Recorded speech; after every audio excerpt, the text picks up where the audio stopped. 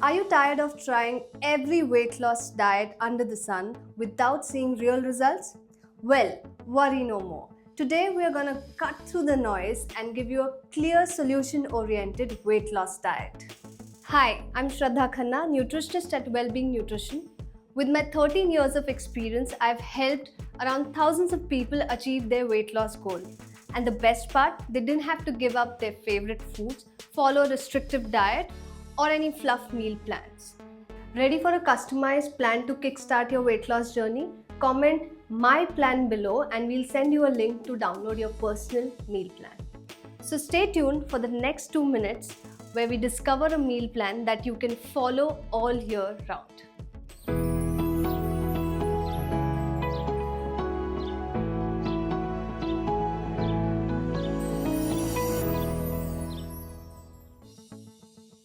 Let's get straight to the point. Remember, there are 2 key rules to ensure guaranteed results with a weight loss diet.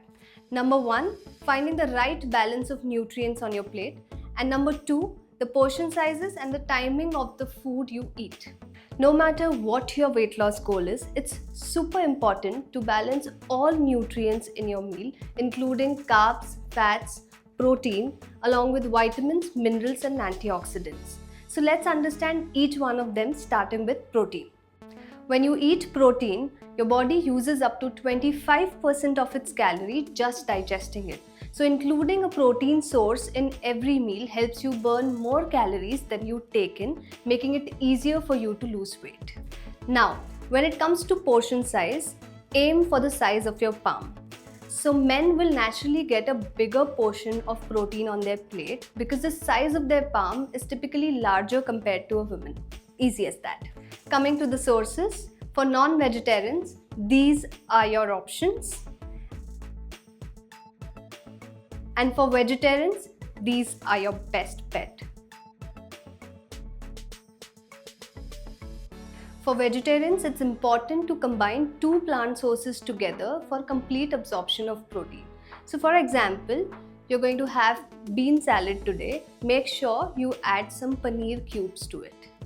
Next is everyone's favorite, carbs. We all love our carbs, so there's absolutely no need of deleting them from your plate or your life. It's all about choosing low GI carbs over high GI carbs. Let's understand this. When you eat high GI carbs like fruit juice or maida, your sugar level spikes immediately and crashes even faster, leaving you hungry in no time. This makes you eat extra calories and put on weight. On the other hand, low GI carbs are a game changer. They prevent those sugar spikes and crashes, reducing hunger and cravings, so you don't end up eating any extra calories. Now, when it comes to your carb choice, these are your low GI carbs, which you should definitely add into your diet, and these are your high GI carbs, which you should absolutely avoid in your diet. And when you plate them, a cupped hand is the right portion size.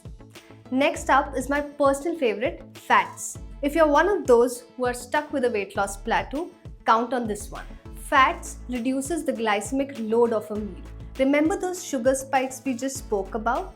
Fats will prevent them. So next time when you eat dal chawal as a meal, make sure you add a spoon of ghee to it. Also make friends with MCTs and omega-3s because they don't get stored as fat but rather burns for energy. So load up on walnuts, flaxseed, chia seeds, fish, eggs, avocados to keep the fat burning engine running smoothly. And for the portion size, 1 portion of fats is equal to a thumb. So that's about protein, carbs and fats. Oh, and let's not forget fiber. As a thumb rule, add a fist or 2 of vegetables before or with your meal. Just to summarize, this is how an ideal weight loss plate would look like. So your plate should have 35% of protein, 25% of carbs, 30% of fats, and 10% of fiber.